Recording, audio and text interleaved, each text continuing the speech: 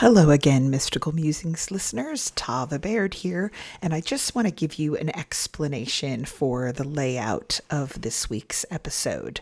A few weeks ago, we recorded an episode titled Walking Blind. This is part 2 of that episode.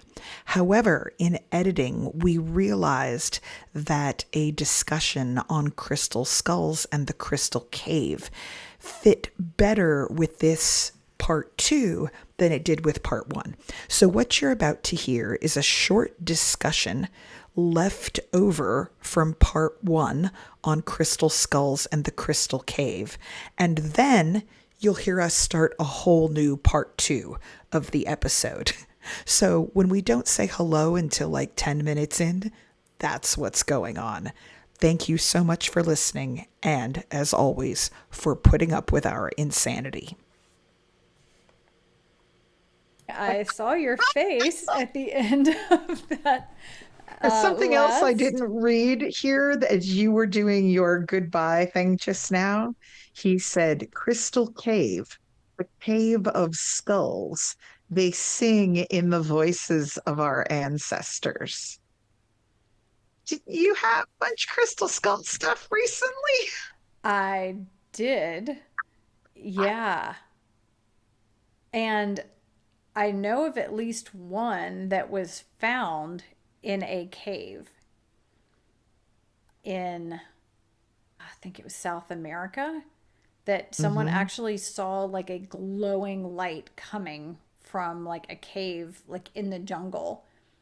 And it was coming from this crystal skull that was ready to be rediscovered. And yeah, these crystal skulls have like a consciousness. Yeah. They're in them or attached to them that seems to be very wise, very enlightened, and has a very clear sense of purpose. And there are a whole collection of crystal skulls that have been found around the earth that all tie together and work together. And people who have had interactions with these crystal skulls have had really profound experiences. There are people that channel for the skulls, but then lots of times people just directly hear messages from them or see messages from them. And yeah, in fact, I'm trying to even remember what my specific experience with the skulls was. And it was extremely tangential experience. I mean, one of my people that has been a mentor and guide that I dearly love had gone to see in person one of these crystal skulls. And after it was the Mitchell Hedges skull. And after she came back, she shared with us in a Zoom. She was like, hey, anybody that wants to hear about my experience, we'll just get on Zoom and we'll just talk about it. And just from sitting there, we started talking, and she was like, while we're talking about it, why don't we just invite in the energy of all of these crystal skulls? And she specifically mentioned several by name to come in and be with us and inform us. And from the moment we did that, I was in that kind of disassociated other kind Yes. of plane and was feeling all of this energy where it was like you could really feel the presence of the energy of these skulls. I definitely would love to hear more about that cave of skulls. And I'm going to look up the crystal skull thing real quick while I'm talking. You were talking about one of them in a Marco not that long ago. You know what? There was something. Oh, did it? And I remember being like, oh, that's really interesting. But then we moved on to other things. It was before you went on retreat, but not long before that. Yeah, I'm pretty sure while we were, was it there? I swear I looked up the crystal skull experience. I Am I swear, I cra- think something came up about the crystal skull, like from that crystal skull experience. Yeah, I remember because there was the Marco, like this wasn't that long ago, and you talked for a while about crystal skulls. I know what it was. So I had the crystal skull experience. a long time ago with a card. Yes. And then, and I was reminded of the fact, I was like, wait a minute, I had a crystal skull experience. And I think during the experience, like during that Zoom thing where she was like, oh, let's call in the crystal skulls and stuff, I remember thinking, oh my gosh, I've had a crystal skull experience. What was it? And I looked it up. And now I'm trying to remember, I'm trying to find what had happened in it. This is so weird. I feel like there are like all these like overlapping All these loose things all of a threads are getting sudden. tied in the center. Yeah. All right, let's see. Crystal skull. Okay. It was December 2022, and I said, while sending Reiki to my matcha, and said the Reiki distance symbol repeatedly, not knowing why. Oh, I was saying Horus, I think is how I was Oh, saying it. It was okay. Horus, Horus. And I said, I kept saying it, and I felt that it was a symbol. Ekajati and Sekhmet were with me, so I felt safe and led. And then I was led to pick two cards. One was the Crystal Skull Wisdom, and I did the meditation on the card, and the crystal skull came into my mind, and a number of things happened and appeared. I became aware that Horus is a symbol that I had received, and also something that was taken from the back left of my brain and opened it as a flower. It opened as a flower, but it was covered in dust or something. And so I blew it off, and there was what seemed to be a clay beetle. I immediately thought scarab, and it began flying around my head. And I have written definitely a connection between Sekhmet, Horus, Eye of Horus, Eye of Horus, and scarab. When I'd connected the symbol, that I could see the left half of it. It looked golden and like the basic parts of drawing an eye, but it was the left eye if you were looking at it from the front. It was Horus is reaching out to me. That's what the hawks have been trying to tell me. Will heal my joints. Appropriate to start using it. Not best to pair with holy fire. It is pure and safe divine energy. Will help me draw it and learn to use it. Ekajati and Sekhmet were there with me the whole time. I just know that. And then I have where I had drawn this symbol that I had received. And somehow I keep like forgetting that. What are you holding? Little tiny clay scarab was sitting here on my computer right underneath the picture of you while we recorded today so I wouldn't lose it. And you were just like, A clay clay beetle, a scarab. scarab. Here it is right here. Oh my goodness. A It's been clay sitting right, scarab. it's been Sitting right sitting under right here, my. right under your picture today as you're talking about it. Oh It's my the only goodness. it's the only thing on my computer. What's really strange is I keep forgetting about that symbol and that whole thing, and the fact that it came together from the crystal skull. Like, it was all from this crystal skull wisdom thing, from this just, it was a card in a card deck that had a meditation Yeah. of how to connect to this crystal skull, and that came out. And so when I sang today, the song was reminding him of the cave, which could potentially be the crystal cave, which I had drawn. I had painted a painting that was the like portal opening for it. What, 2 years ago? And he just now, resonance and magnification of the patterns of Metatron. Apparently, this cave, the crystals in it, this has to do with resonance and magnification of certain vibrations. Oh boy, why do I get the feeling next week's podcast is going to be a doozy? Yeah. So that was the Crystal Cave stuff left over from last week, listeners. And now here starts the new episode to continue the discussion. Hello, gente. Hello, Tava Baird. So while everyone else is hearing this a week later, we actually just finished last week's podcast.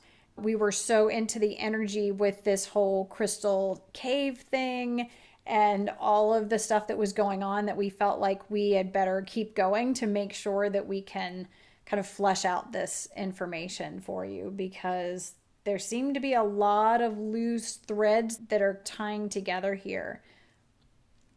Yes, there is. And Samael is continuing to talk. So we want to take advantage of this now while he's on topic and in the moment to see if we can get some of these crystal cave questions done. Jenn, will you sing again? You're going to be so hoarse by the end of the day.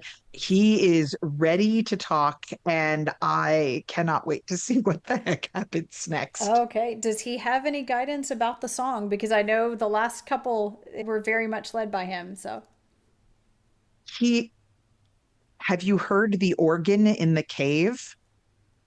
What is he talking have about? I heard the organ in the cave? An organ?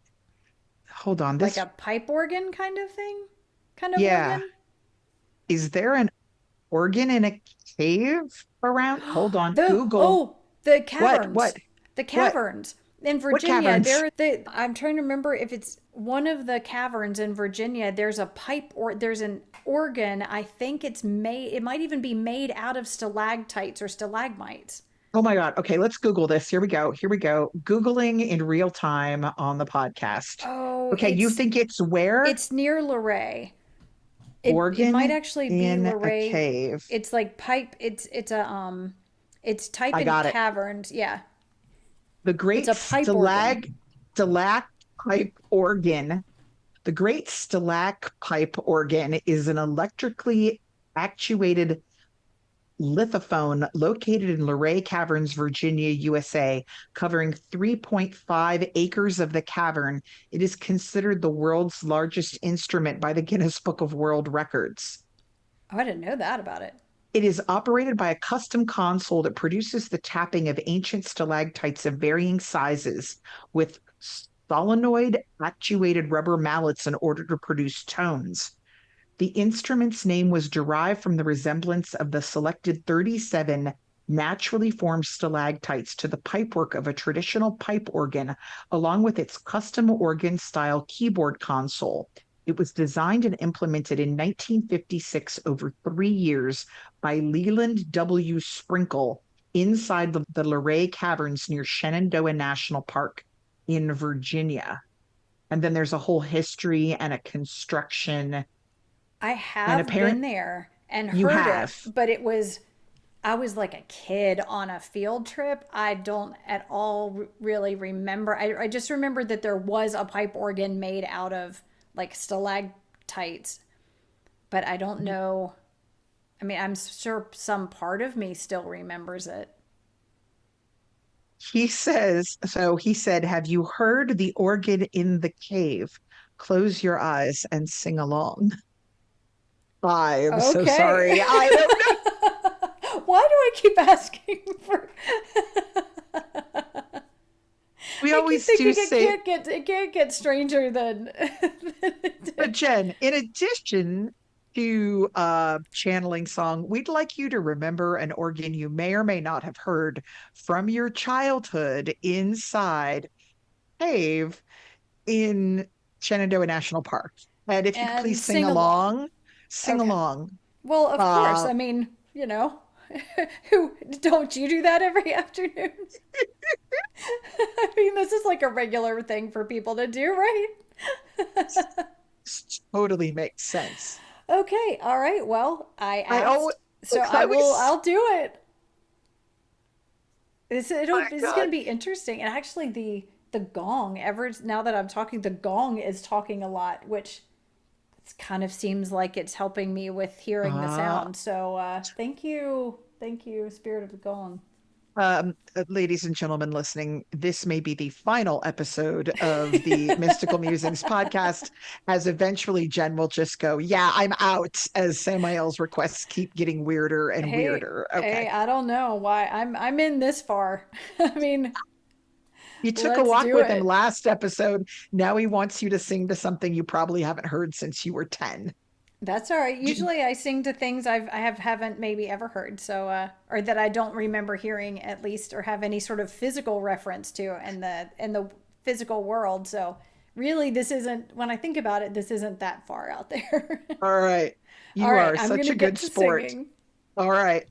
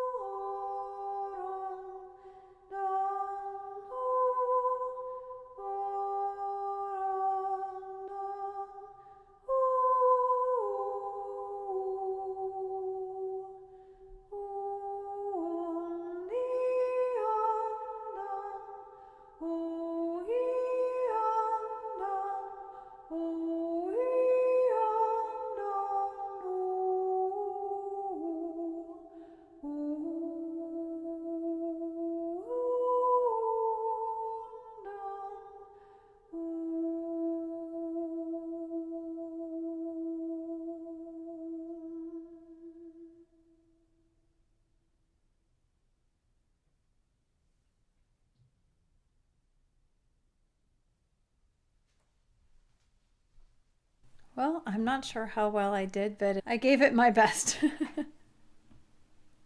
And I know you're still writing, so you go right ahead. Was gorgeous. All right. I loved that song. That was really, it Oh, sounded really? like, yeah, I loved that one. I thought that was really lovely. Oh, good.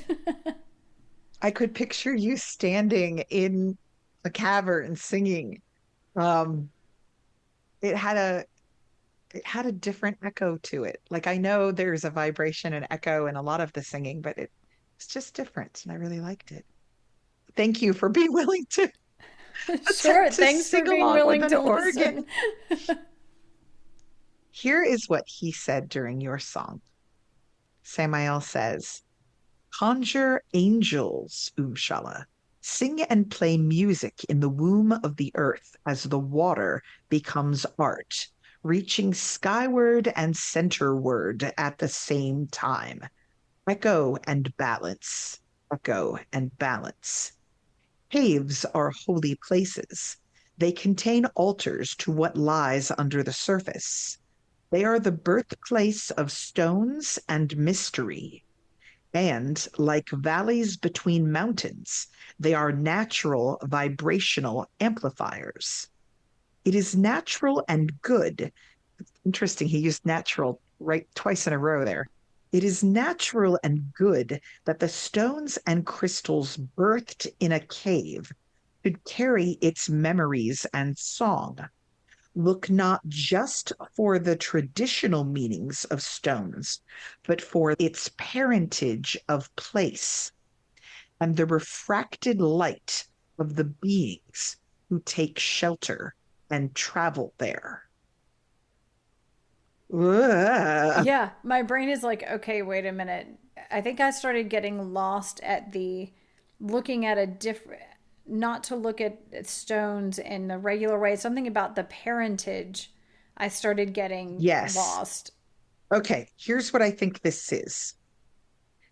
You know how, like, we get a stone at the store and we go, this is amethyst. It is for spiritual development, and we carry it around. He is saying that these stones and crystals and things came from a particular place, and that when we open up the earth to get stones, we're also creating caves, right? So he's saying that in addition to this is an amethyst and it means spiritual development, we should also look at where the stone came from, the parentage of its place. So wherever it came from, it also carries the energy of that place. And now I'm thinking about you just got stones, yeah, in your hands, right? So you basically are doing that. You are holding on to stones and you are not just going, this stone means X to whatever. You're saying these stones were attuned to that place.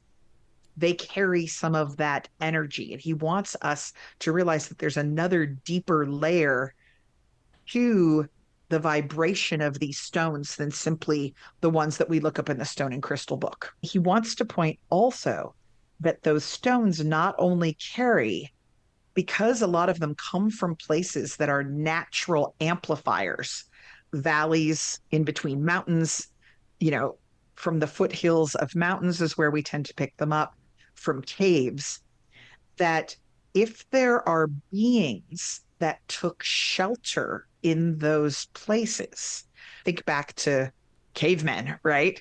If you have beings, human and not human, who tend to shelter in these places, that we need to take into account that some of their vibrations are in the stones as well. So I think he's saying that the stones you're holding in your hands right now not only carry a parentage or a lineage of the place they came from, but they also have the energy of whoever settled or sheltered or met in that space. And that retreat, Yvonne, has been there quite some time, hasn't it? Right. Well, the retreat has happened a number of times, but that space there, that general place in the mountains, has a very high, while it wasn't specifically where we had the retreat, it was very close to and still in that same Chester Dome, like that Right. same geographic area where our mentors have lived and been working and doing lots of work and created a stone circle and stuff. So it's really still all the same section of land overall when you think of Right. it. Yeah, that it's all that. So they, any beings that are doing work in that area. And if we think about sort of from an angelic viewpoint, they like vibration, they like song. That's how they communicate. That's how they are formed, I guess we would say. Although Samael doesn't always have a form so much, but they're going to be attracted to those places. And I believe he was talking about coming in our previous, what is now our previous episode, but was in fact only like an hour and a half ago for us, he talks about arriving in a cave as though it is a doorway between places. So if you've got gates in caves, if they are a birthplace of stones and mystery, if they are natural amplifiers, and he says they contain altars to what lies under the surface, so things you can't see, energies there, then stones from those places are going to be, and I mean, oh my gosh, if you think about a stone circle, we basically use it as an energetic amplifier, right? People come there and they gather and they do ceremonies and they raise power together. So these stones are carrying a lineage beyond the traditional ascribed meanings that we give them. There's a whole other layer because, especially if there's crystals in there, they're soaking in that energy. And while this isn't specifically cave wise, but this is definitely something that has been coming up big for time for me lately, is that these stones that I was holding in when I was singing in the last podcast at the beginning, and then I may have held them again at the end. I don't even remember. And then I was, these stones that I picked up, I was hiking on the, for those who don't know the story, I was hiking with my husband in this place in Vermont where we had gone for a retreat. And as we were walking, I knew I was going to be picking up stone. I knew that I was going to be adding to this collection of stones that had started coming to me. And it was like the specific ones, these 3 specific ones just jumped out at me. It was like, I'm what you're looking for. Take me. And they had different instructions of that we into this sacred river and put me in the water. And one's like, nope, I don't go in the water, and all these things. But I have been working with these stones now, and they're not crystals. I don't know what they're actually made of, but it's not like quartz crystal or something that you think of as having all of this vibration. But from the moment I picked them up, I could feel this incredible amount of energy just coursing through me. And I've been working with them, and I've had a knowing that it's like these stones are also ancestors. Like the night that we left, I'd written you about what I was supposed to do with these chumpy stones, and I used these stones actually to attune this chumpy stone to the place. And we had made an altar at the foot of our bed, and so these stones were working to attune this other stone at the foot of the bed, and we could feel and hear ancestors standing all the way around the bed. And Keith could hear them like chanting, and I could hear them playing the flute.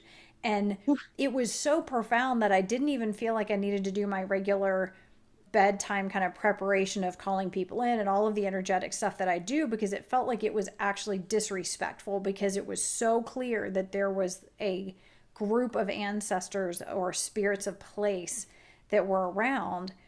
And I have felt very strongly that they are connected to these stones. And Right. that when I'm working with them, I'm working with this like lineage that maybe I knew or I've worked with in the past, but that it comes with me with these stones. And it's so interesting that you said a stone circle is kind of like, and you didn't actually use these specific words, but basically like recreating the cave. Yeah. And in my last 2 energy sessions, I was using these stones. And in the last one, I had these stones, all these very stones that I've collected from 2 specific places, set all around me. And I realized that what I was called to do with these stones was the same thing that I've been called to do when I was in a stone circle. And so what I wonder is if we have these stones that have this lineage and connection to place of where they came from beyond what their mineral makeup is, whether they're quartz or whatever it is, we have a connection to the energetics and the beings, the spirits of place there, and that we can create a stone circle maybe part of what I'm doing is creating a cave, the energetic essence of a cave, then.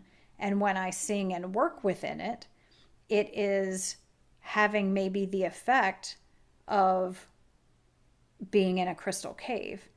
It's like both collecting the ancestors, working with the ancestors in a cave, but you're creating a cave by being in this circle. He says, keep going, singer. Use the stones in combination with the power of story. Okay, hang on. Here we go. So, power of story says that we can create sacred space And we can create other realms and through spaces that people can go to.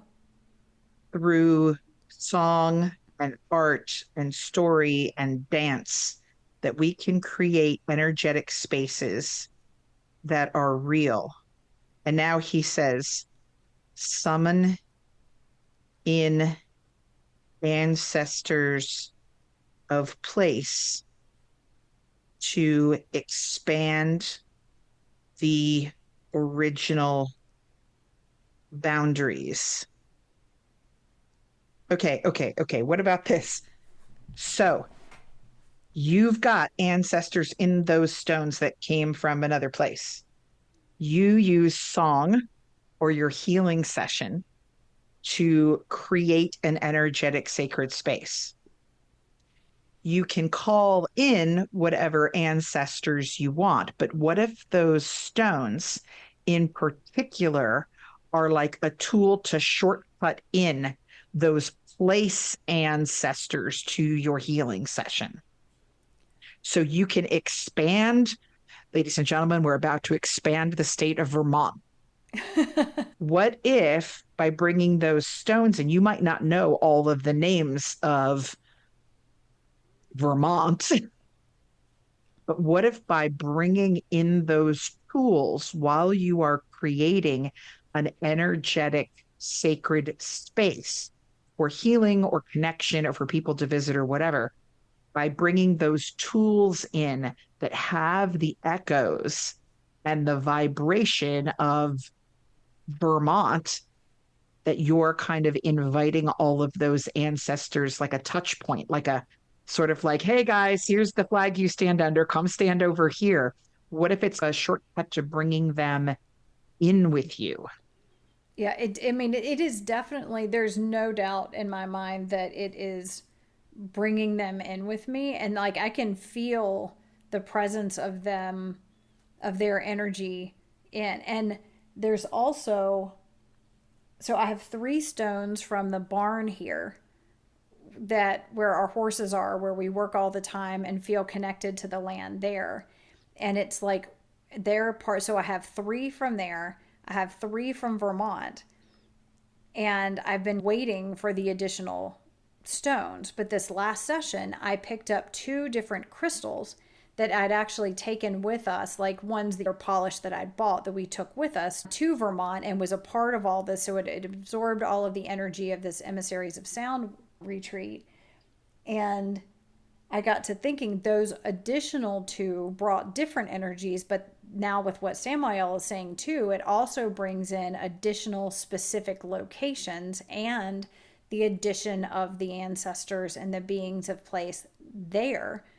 So it essentially brought in, I had one set of 3, 2 set of 3, and then another 2 individual stones. So that's 4 different locations around the world where each of these things came through, that all worked together. And I was called to rearrange them in specific ways during the session. Okay, he says they are tangible. The stones are tangible. She is tangible. It helps her not to doubt. Students can use stones to connect and ground as crystal skulls form a network.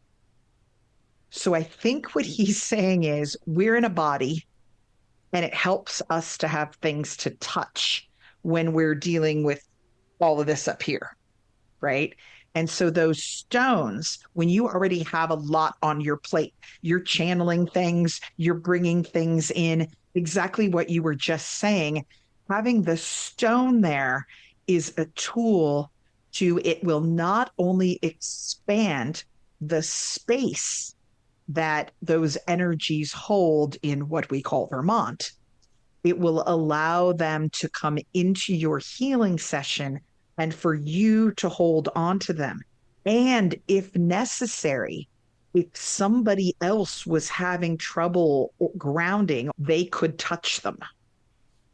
And he's saying that you can use them, like all of them have energies like that. You can use them in a network where they will communicate. And I think that's what you're, That's what happens, is that I yeah, create this stone circle essentially around me. And a lot of times there's one that I'm told to place in the middle. And then that network, like, as I'll sit there and be like, nope, this one's not supposed to be, this is supposed to be there. This one's supposed to be here. This, and I'll keep doing it until it feels right. yes, he says the creation of sacred pattern. Metatron, Metatron, Metatron. So there's something in you setting the patterns in that circle that acts as an amplifier for your energy, calls in the energy and spirits and beings of that place and helps, it makes the power of story material for you, which helps. He says, especially as she is learning to work in her own energy more, that it is something you're doing there. He also says here, much like Matilda is a nexus for protection. So, guys, Matilda is my spirit doll, right? And I take her to the inn with me and I tell people, if you are doing work with the spirits in the house, we have some spirits who are inappropriate, who sometimes touch without asking, or who can be overwhelming with their presence. I tell people I've put a ton of protection spells into Matilda. If you start to feel discombobulated and you need protection and you're having trouble summoning it in a non concrete way, just come over here and pick up Matilda and hold her. That physicality of being able to squeeze her in a physical body, you feel yourself doing an action that allows you to access the protective energy and deal with the metaphysical situation you're in. It's almost like it's a comfort when you're in a physical body to have a physical action to do and something to touch. Matilda's a manifestation of protection, just like those stones are a manifestation where you can actually touch things that contain these energies. I hope this is correct.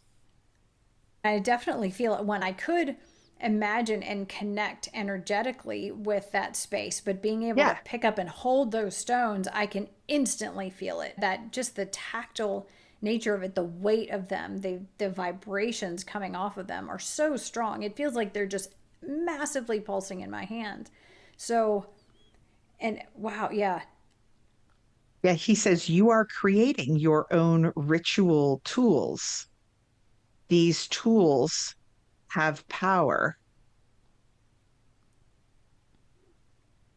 You're And creating your own ritual tools. this is definitely something that I feel like is connected too. So I've just been listening to this podcast. It's one of the most recent ones on the Beyond the Reiki Gateway, and she was interviewing someone named Helena, and I'll have to look that up and I'll put it in the notes.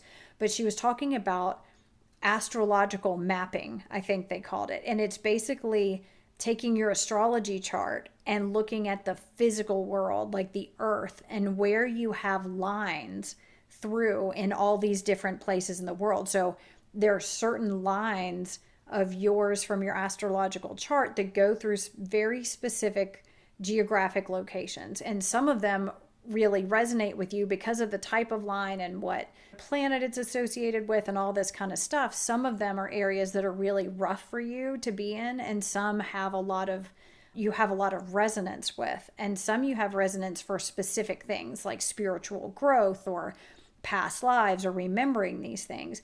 And as soon as I heard that, I thought, oh my goodness, that's what Vermont, our attachment to Vermont, we have to have some major lines from that.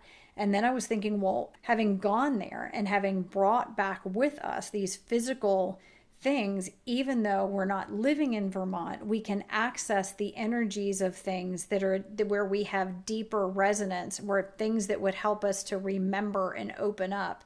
Like the second we crossed the state lines, our hearts opened. Like Keith and I, it was like our hearts just opened and we could feel all of this. But by bringing these stones back, we're working with it. So with them being ritual tools, I think they're that much more potent, because I would bet anything, if we did the astrological mapping thing, we have major lines going through that. And so it's also tapping in, helping us to geographically tap into deep wells of connection to the earth in those places that are beneficial. He said, you are creating your own ritual tools. These tools have power. Tools are not necessary, but they assist, much as the singer's voice helps me find the right time.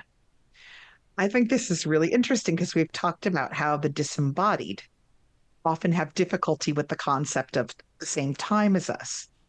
Samael pops in and out at all hours of the day, night, whenever he freaking feels like it to talk to me, right? And sometimes I've gotten better about saying, dude, I need to sleep, right? But they come when they come.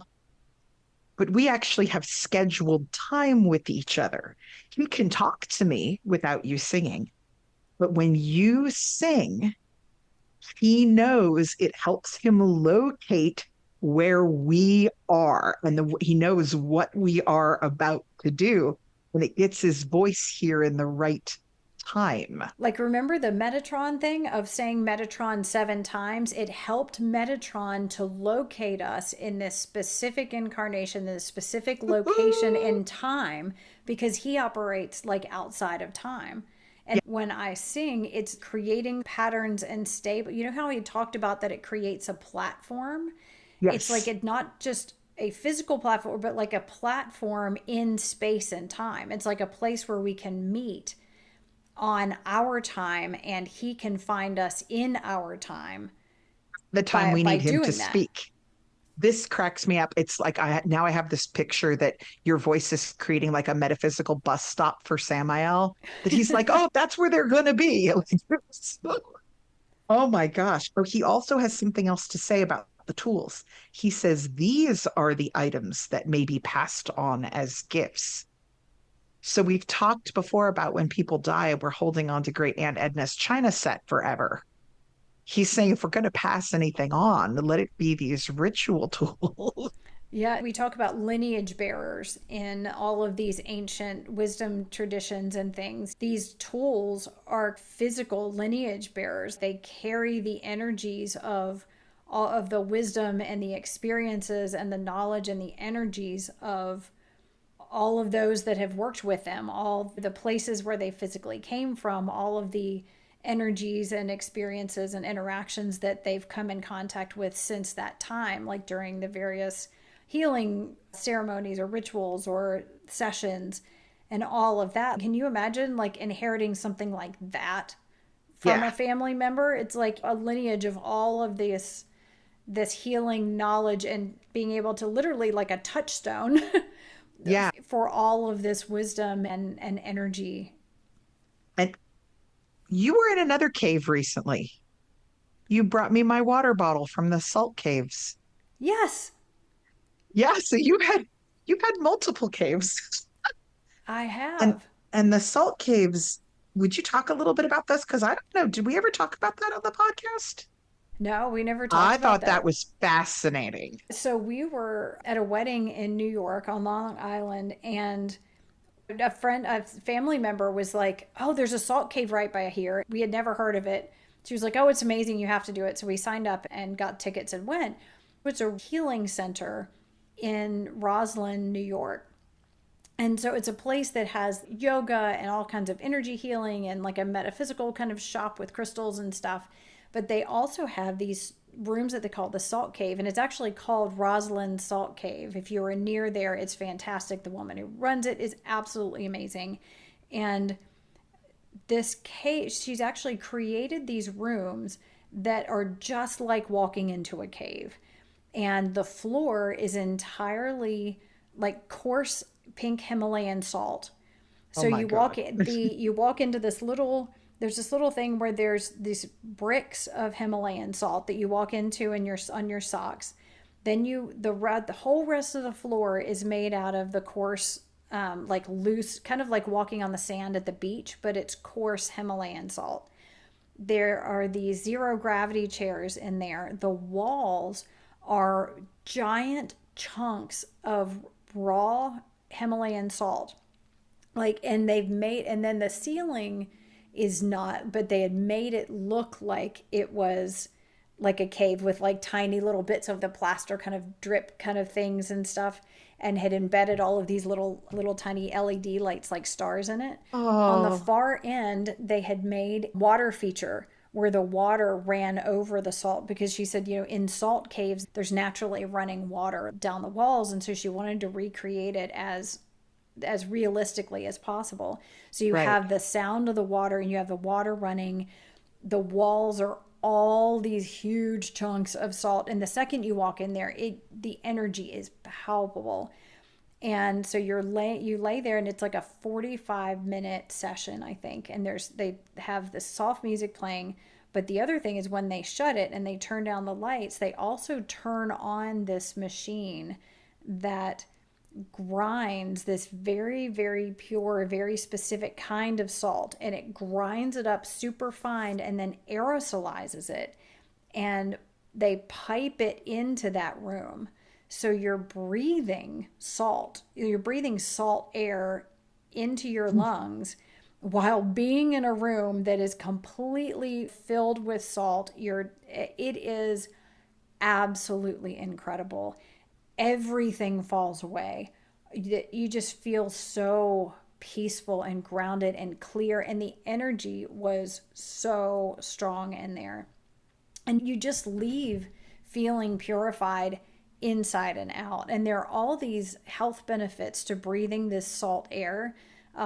It is, I think, naturally like antibacterial and like antiviral, I think. And so it helps to clear out your lungs. So a lot of people that have allergy, like really major allergy kinds of issues or breathing kinds of issues, apparently it helps it's really almost like cleaning and sterilizing your lungs. They listed all kinds of benefits from breathing the air. And so it's funny because there are lots of other places that call themselves like salt caves and stuff that you go into, but their perspective is that the salt is primarily, if they have salt on the walls or salt bricks or something like that in the room, a lot of times they just have like small ones with little lights behind it. But the main thing is that you're in a closed off room and you're breathing the salt air as you're doing it. And that's what they're saying all the health benefits are coming from. In this place, she fully gets that there is a whole lot of energetic benefit to having the salt around, because even the companies that make these things say, oh, it's really sort of aesthetic effect. But you could never have turned on those machines, and the effect was incredible. And she was saying that there are at night when she goes in to turn off all the lights and turn off the things in there, and it's pitch black, it is completely sealed off from everything, that there are all these big white orbs all floating around in there. And she said healings happen in that room all the time, and I know it's them.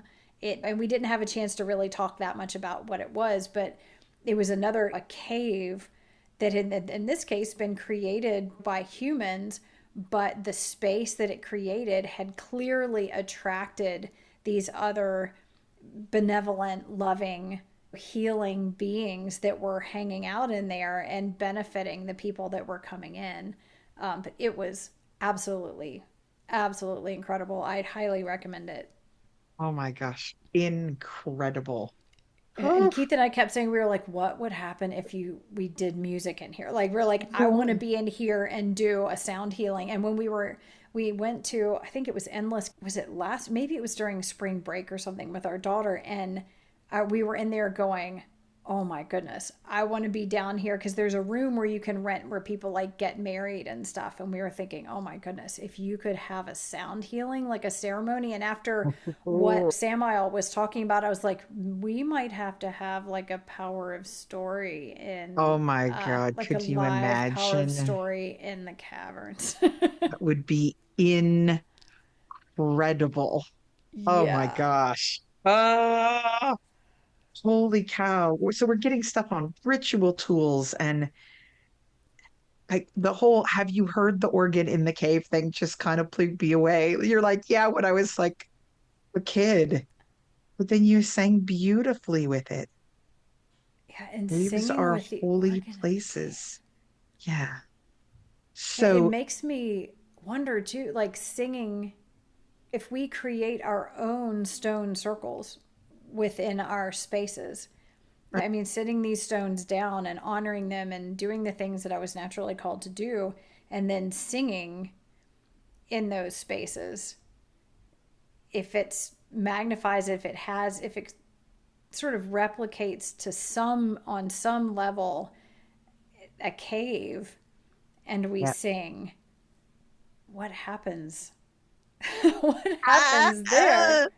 This sounds like a grand experiment. Well, especially because it sounds like he's talking about that caves may be places of coming and going too. And a lot of times I think of a cave as like a dead end, but it certainly doesn't sound like that. I mean, at the beginning of our last podcast, he talks about arriving there and hearing the voices of welcome and the water dripping down the walls and like he's just boom, he's there, which and saying that there what it was he said about natural altars.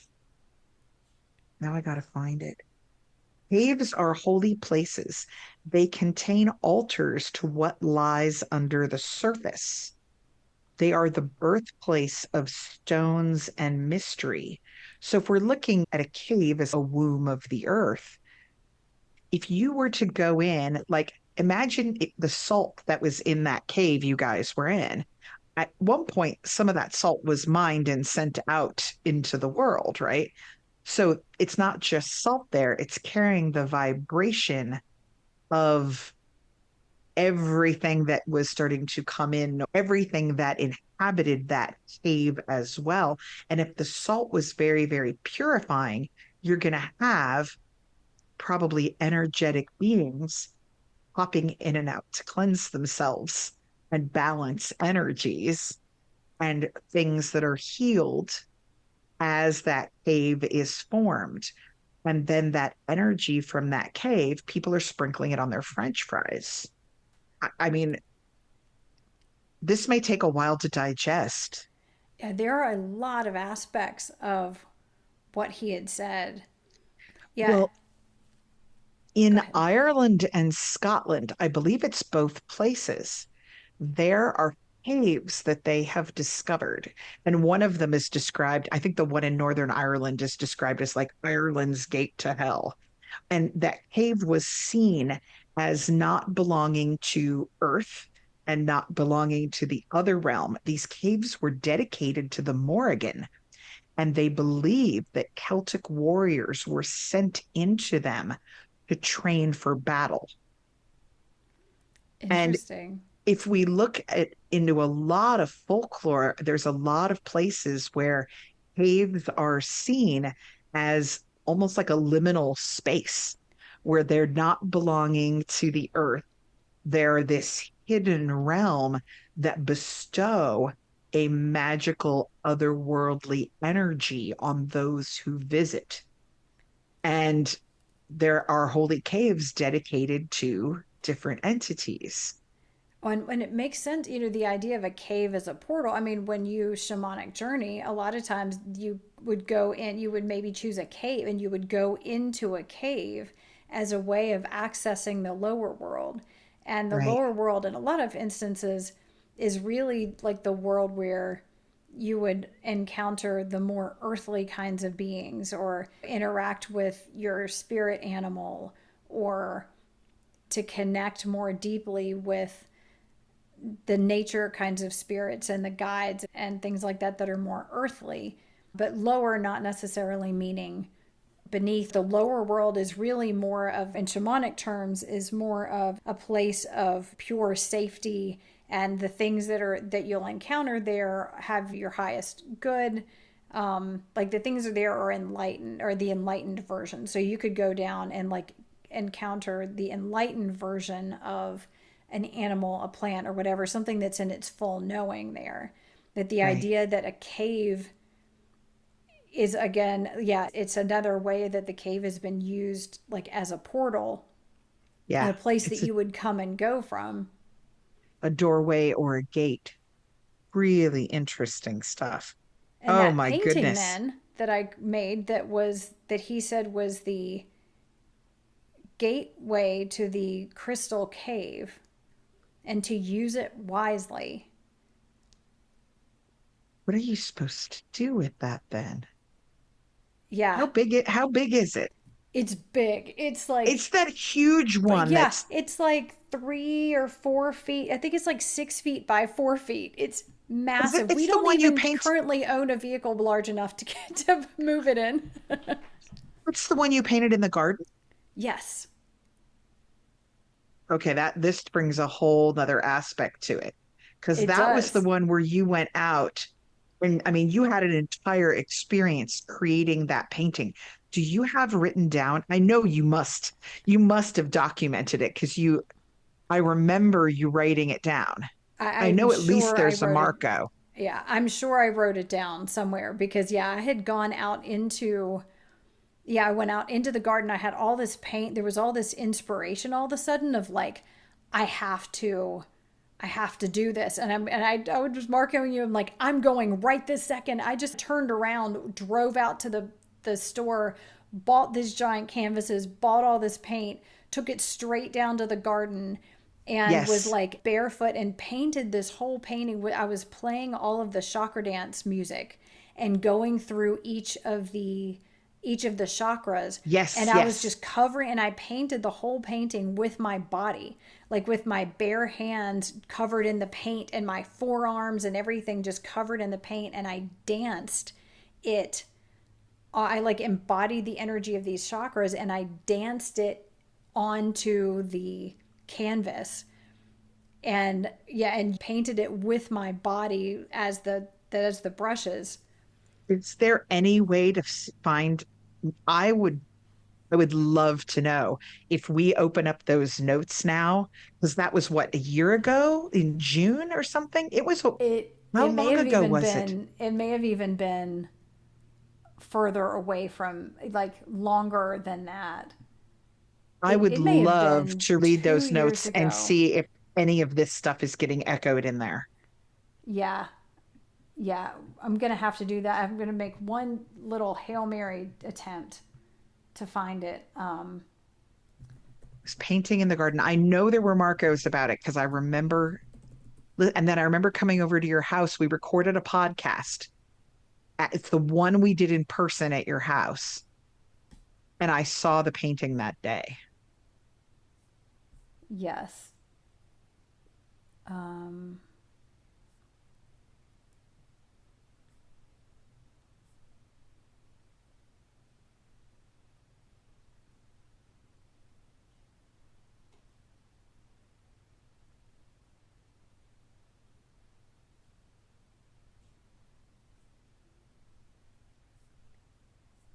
Dancing the tree. I'm Yeah, I will so have curious to to. know.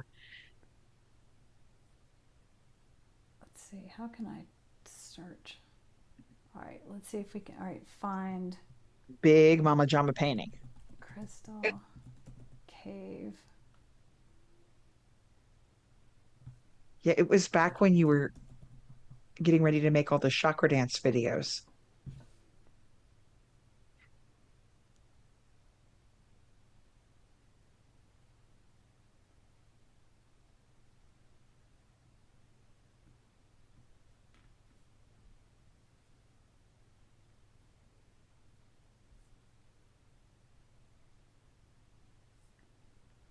I have a file of Samael messages. Let me look in this because I'm sure, I know he said something about the crystal cave, and I know I would have written it.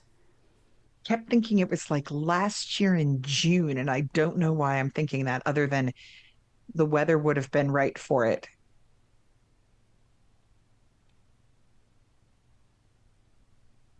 On Try to this pull this episode. together. So, okay, so we have we've gone from stones and ritual tools and caves into and some power of story there. But now it's bringing us back around to that painting. And so I think that's the mystery we're going to end up ending on this week is how does the painting relate to the crystal cave? What exactly is the crystal cave? Does it have, is he just talking about where ritual tools come from?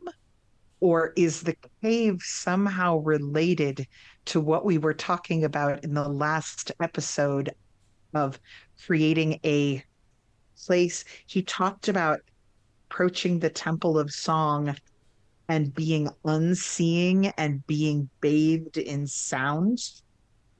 And I'm really curious if caves are a natural amplifier, if there's a connection between all of this cave and stone talk and this you're approaching the Temple of Song and you need to be able to see things through new eyes. So we deprive you of them for a time. Yeah, and in a cave, it's dark. Yeah, Your sight is completely gone, and yeah. and it's an echo chamber. It's a completely sonic resonance kind of chamber where you are going within. Yeah, I am really I'm interested in this. I also when I Googled the organ, there was a whole history on how they made it, but there are recordings of the organ playing. And you were talking about a Oh, sound healing session in a cave. I'm now really curious to look up some of those recordings and see what they sound like. yeah, if we can find those, we will attach those in the show notes to this, There are so that videos you can online. hear. Yeah, and we'll definitely leave put an attachment for the in the show notes for the caverns there, so that you can see what Tava was reading about and what I was apparently singing with. Yes. There are like I could see there's like at least 3 or 4 little YouTube videos, and one of the descriptions said they used to sell recordings in the gift shop. Oh So wow, I'm really curious to see what this sounds like because it would yeah, have been a recording in made in the cave with the organ playing. And he's going very quiet and smiley right now. I get the feeling like we're being walked around the corner of something to look at something that is a connection between the cave, healing energies, the sounds in the caves, and the idea of the cave as a holy place where things come and go, and it's a liminal space in between. And I think we may have to work on connecting these dots next time.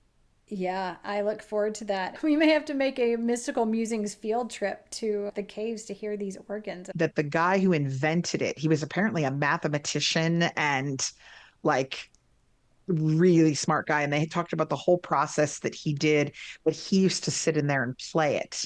And they say now it's set up so that it's created electronically, like that nobody Yeah, has to be sitting there. I'm But pretty I'm sure just I like, was there when an actual human was playing the organ. oh, Well, okay, so I'm going to do a quick song here to try to maybe bring us back down to earth with all of this. You would think all the cave talk would have us really grounded, but I'm definitely super expanded. we all, we all need a I salt bath. am hesitant to ask, but does Samuel have a recommendation? He says, sing what brings you joy.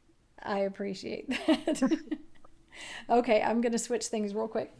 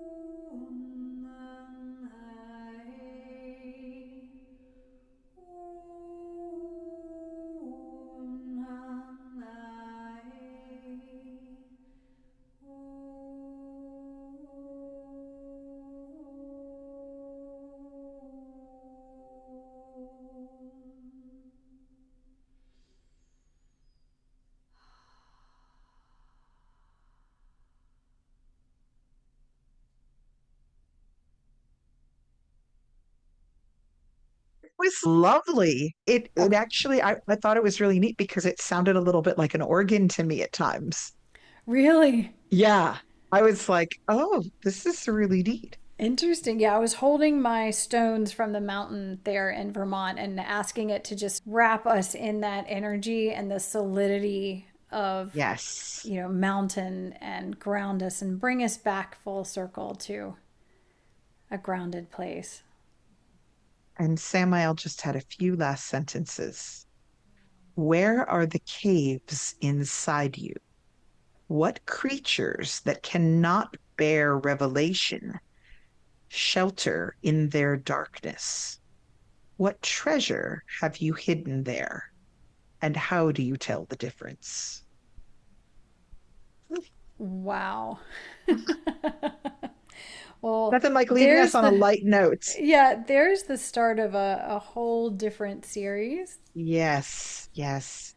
Wow. So, oh, well, Well, thank you so much, Jen.